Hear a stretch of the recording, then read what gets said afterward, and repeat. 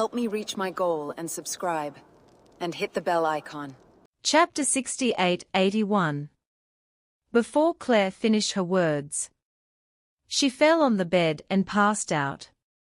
Seeing that she was sleeping soundly, Charlie immediately turned off all the lights in the room and then rushed out of the door. At this time, the 4 speedboats full of the men in black had quietly docked at the dock. The people who were reveling in the Seaview bar were unaware that the crisis was approaching. The first to be killed were the island security guards on duty near the pier. Because the Maldives are all independent islands and tourists are generally wealthy, there are basically no security problems and no dangers. These security guards are also very lax and have no weapons at all. After the black-clad men landed on the island, these security guards were shot into sieves by assault rifles equipped with silencers before they could come to their senses. Afterwards, these people formed a very professional formation and divided into 3 groups at the pier, with 1 team on the left, 1 team on the right, and 2 teams in the middle. At this time, most people on the island were in the bar. Some employees in the administrative building were on duty, and some employees who were on leave were resting. But they didn't pay attention to the situation outside at all. Outside the Seaview bar, there were about a dozen bodyguards, half of whom were Bernard Arnault's bodyguards, and the other half were Tawana bodyguards. Some of these bodyguards were martial artists, and some were experienced mercenaries. But they all had one obvious thing in common. That is, they had long been away from actual combat. All the daily security configurations of the rich are top-notch, and bodyguards are often the last link in the security. So even if there is a little trouble, it is not to the point where the bodyguards will be dispatched. On the contrary, because these bodyguards are eating and drinking with the rich and enjoying life, not only have their hearts become inflated, their reactions have become slow, and even their actual combat capabilities have greatly declined. So these people were guarding the door, and didn't notice anything unusual at all. However, in high-end games, the window left for the opponent is often only a moment. If you seize it, you still have a chance to survive. If you don't seize it, you will only have a dead end. While these bodyguards were still chatting and laughing with each other, the men in black were getting closer and closer to them. So close that they were already within the range of the assault rifle. At this time, the men in black in the middle stopped approaching, and the enemies on the left and right wings continued to outflank. After reaching the predetermined shooting position, the men in black on both wings suddenly opened fire. The reason why the left and right wings opened fire was that they were worried that if they opened fire from the front, the bullets would penetrate the target and continue to shoot into the bar. The bar was surrounded by glass windows. Once the windows are shattered, it would inevitably attract the attention of the people inside. However, firing from the left and right wings completely avoided this risk.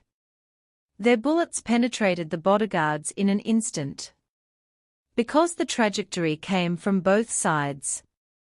When the bodyguards fell to the ground, the people in the bar still did not notice anything. At the same time, Charlie did not rush to the bar as soon as possible. Instead, he directly used his spiritual energy to cut off the power supply of the signal tower on the island. The Maldives is an archipelago country. The distance between each island and the capital varies. Most of the islands are self-reliant. For example, electricity is generated by diesel and photovoltaic power generation, combined with energy storage equipment. So there is no need to lay cables from the capital. Chapter 68-82. The entire Maldives has no fresh water resources. So the fresh water of the islands here relies on seawater desalination technology. In fact, the capital itself is like a township and has no ability to supply water and electricity to the surrounding islands. As for communications and networks, high-end islands like Whitehorse Island have their own set of satellite base stations that can provide communications and network services for the entire island. If you want to isolate this island from the world, the easiest way is to directly cut off the power supply of the base station here.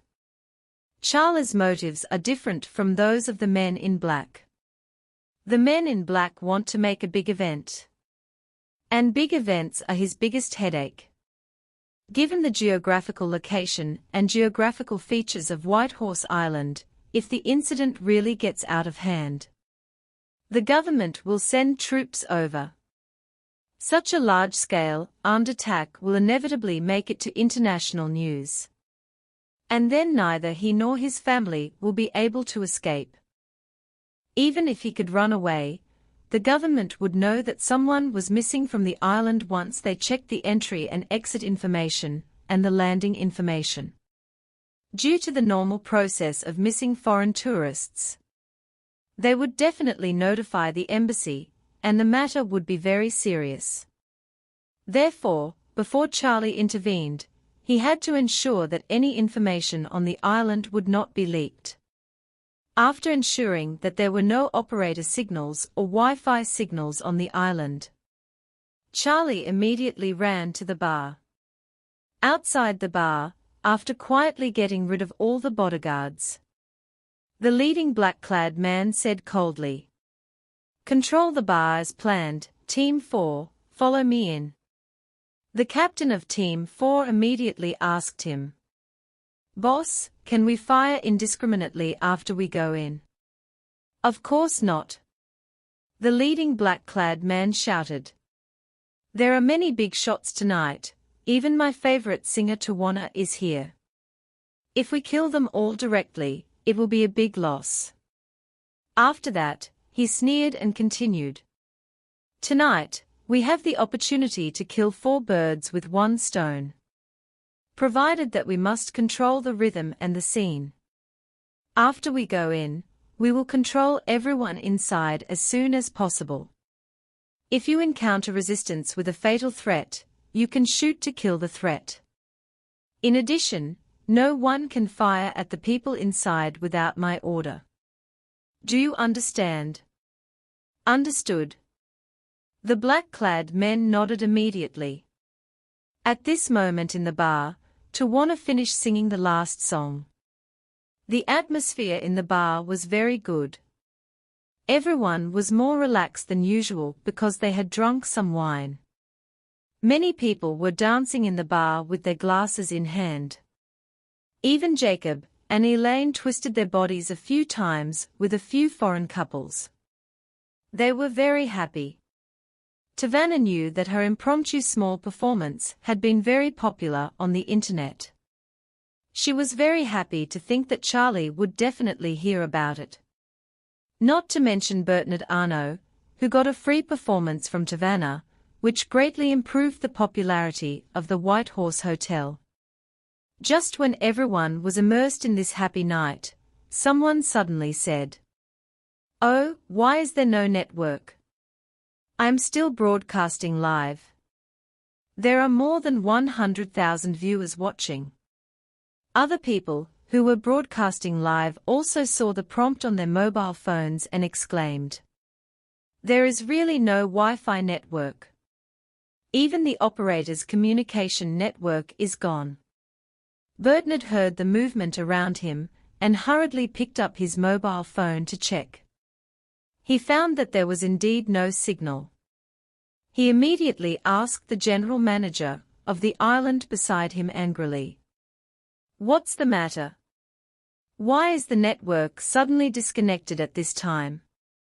Do you know how many people are watching the live broadcast online?" Chapter 68-83. The general manager was also nervous and sweating, and hurriedly said, "Mr. Arno, please wait a moment, I'll let them confirm it. There may be a problem with the equipment. I will let the engineering department repair it as quickly as possible." Bernard snorted coldly, "Hurry up. If you delay too long, you can resign." The general manager nodded in panic, and was about to go out immediately. Just as he was about to go out, a team of men in black suddenly filed in. The leading black-clad man fired at the chandelier with his assault rifle. And all kinds of debris fell down, scaring all the guests and making them scream and run away. At this time, the black-clad man fired again with his gun and said coldly, "Everyone, raise your hands and squat immediately.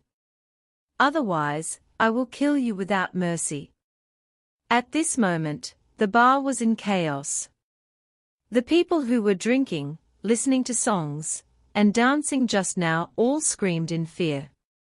However, they were afraid. And they did not dare to disobey the black-armed men. So they raised their hands and squatted on the ground. Bernard was extremely terrified. His first instinctive reaction was that these people must be here to kidnap him. After all, he was a well-known rich man on the Forbes rich list. Tawana was also extremely terrified. She also felt that these people were targeting her. After all, the same thing happened not long ago. The man in black walked up to Bernard, and plucked the old man up from the crowd like catching a rabbit, sneering. "Mr. Arno, you look much younger in person than on TV." Bernard said apprehensively. "Who are you? What do you want to do here?" "What?" The man in black grinned and said, "Of course, we are here to make money. And by the way, we also want to make a big move to let the world know of our existence and our abilities." After that, he raised his eyebrows and smiled at Bernard. "Come on, Mr. Arno, pick up your phone and call the highest level official you know in the Maldives to tell them the situation here. And ask them to send their best troops to rescue you. Oh yes. Let them send in some poorly trained and poorly equipped third-rate soldiers." Bernard was extremely nervous and said timidly, "Don't worry, I will definitely not report this matter to anyone secretly. If you want money, all the cash on Whitehorse Island can be given to you.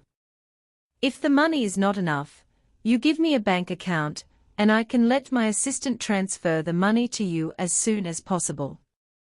As long as you don't hurt us, everything will be fine." The man in black suddenly became extremely ferocious.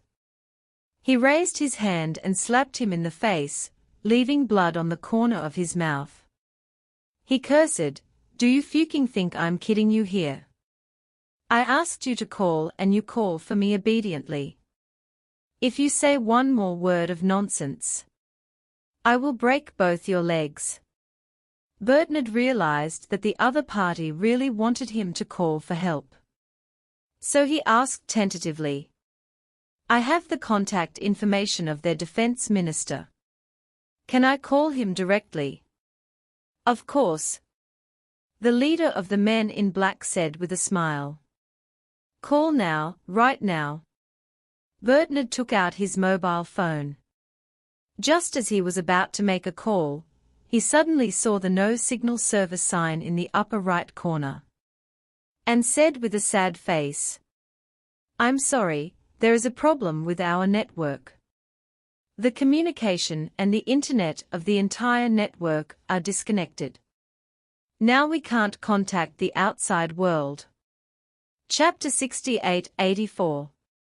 The man in black was furious when he heard this. He raised his hand and slapped Bernard again. He pulled out two of his back teeth and cursed angrily. "Are you kidding me? Such a big island, there is no network. It's true. Bernard was slapped twice in a row. And he felt extremely wronged and terrified. He could only choke and say, "Originally, there was no problem with our network and communication. But for some reason the network suddenly disconnected. I just asked to check what happened, and then you came in." The man in black also took out his mobile phone at this time. And when he looked down, he found that there was indeed no signal. And he was immediately furious. Today, he was going to create a big event that would shock the world, so as to achieve his multiple goals. But now that the network is disconnected, all his plans are affected. He was furious, and he grabbed Bernard's collar and said with bloodshot eyes, "I don't care what method you use. You must inform the authorities, otherwise I will kill you." After that, he looked at Tawana, who was already scared in the crowd, and said coldly, "Miss Sweet, you are a top international star. Do you have any way to contact the authorities?" Tawana shook her head like a rattle and blurted out, This is my first time in the Maldives. And I didn't talk to their officials in advance. DMN it." The leader of the men in black picked up a pistol and shot Bernard's right knee. The bullet instantly shattered his kneecap. And bone residue and a large amount of blood and flesh burst out. Bernard fell to the ground with a bang, rolling on the ground in pain, howling like a pig being slaughtered. The man in black pointed a gun at him. "Whitehorse Island is your island, and you will be responsible for any problems on here. I don't care what method you use. You must find a way to restore the network for me."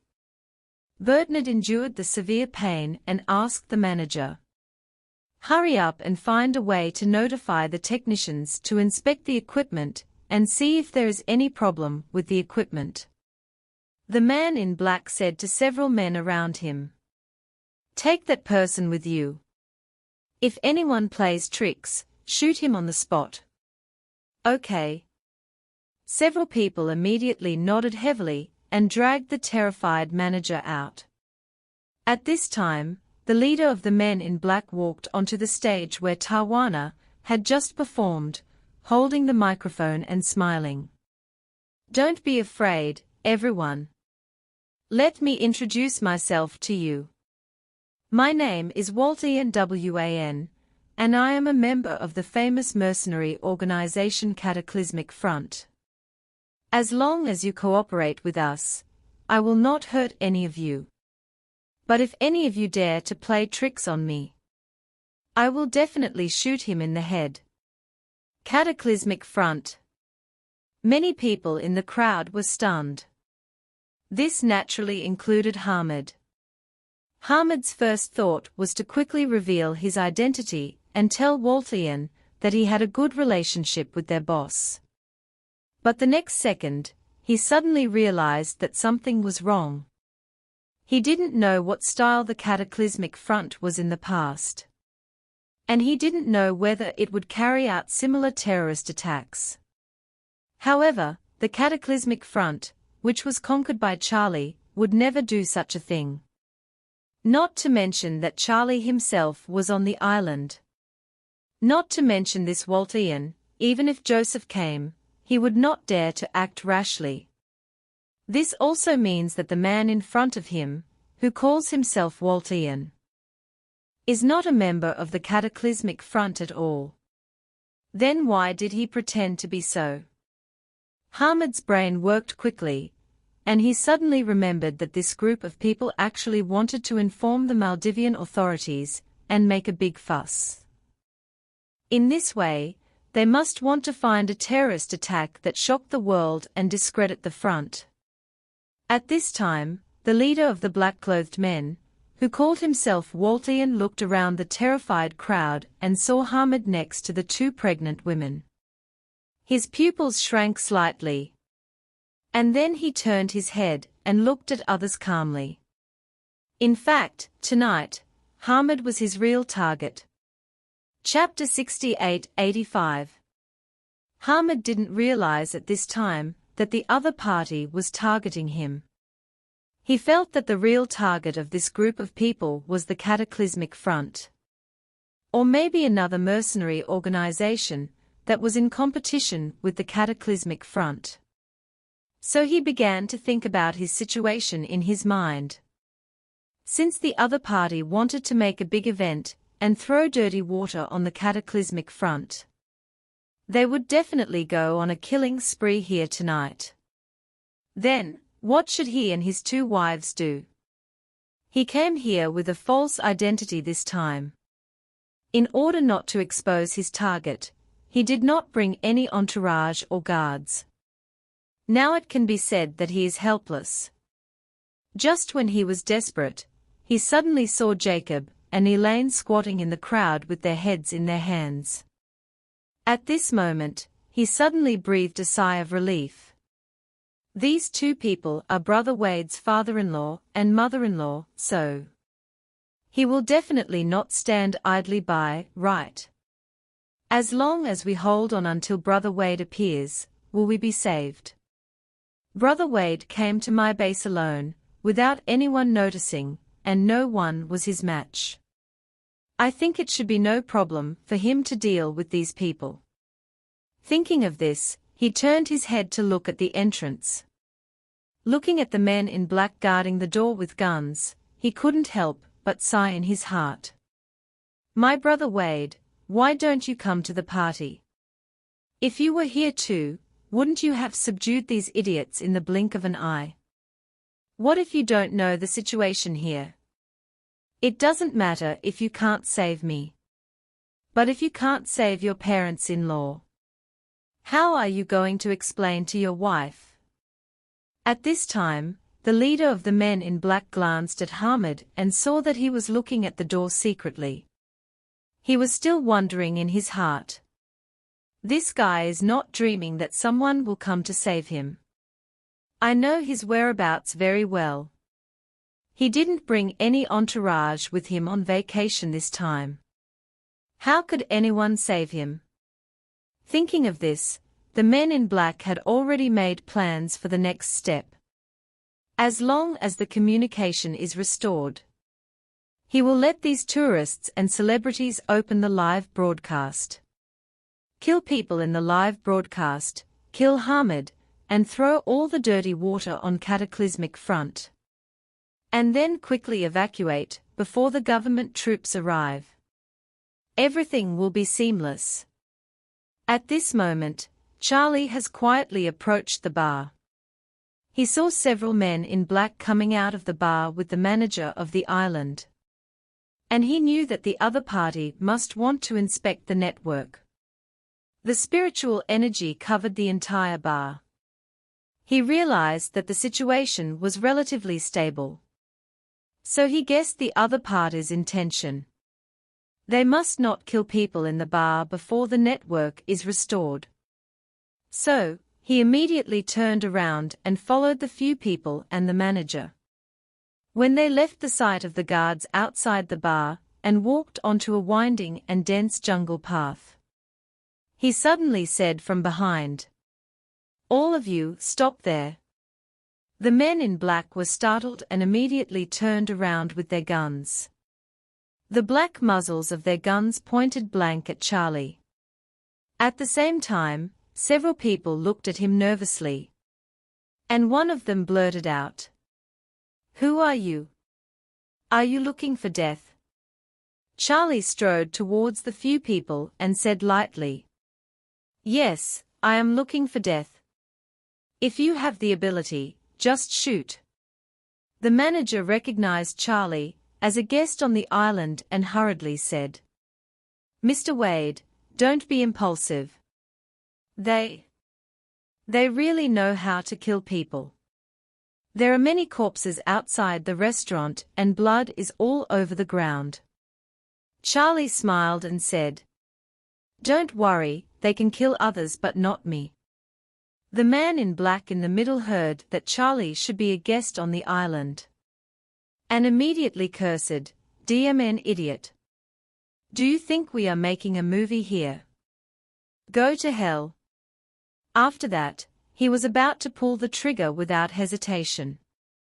However, the next second, he suddenly found that the trigger, which he could easily pull at ordinary times, seemed to be completely welded to the gun body at this moment. And he couldn't pull it no matter how hard he tried. His whole arm was throbbing with veins because of the force. And the finger on the trigger was even about to break due to the huge force. The severe pain came from the joints.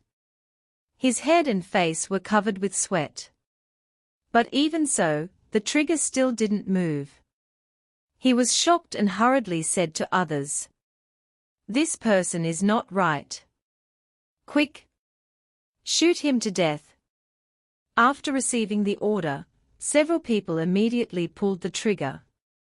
But their situation was the same as the man in the middle. And the trigger couldn't be pulled at all. Several people shouted in fear, "Captain, there is something wrong with my gun. I can't pull it." Me too."